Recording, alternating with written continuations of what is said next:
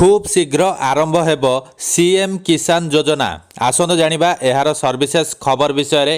राज्य रे खूब शीघ्र आरंभ हेब सीएम किसान योजना। एने विधानसभा रे उप मुख्यमंत्री तथा कृषि मंत्री केभी सिंहदेव सूचना देइछन्ति। से कहिछन्ति वर्षकु दुईटी किस्ती रे कृषक माननकु 2000 लेखाएं 4000 टंका मिलिबो। एहा छड़ा भूमिहीन चाषी को तीनोटी किस्ती रे मिलिबो 12,500 टंका।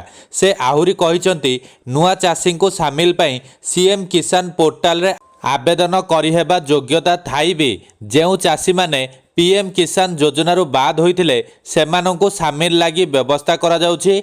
विधानसभा रे बालेश्वर सदर बीजेपी विधायक मानस दत्त को प्रश्न रे कृषि मंत्री केभी सिंहदेव एही लिखित उत्तर देइछन्ति।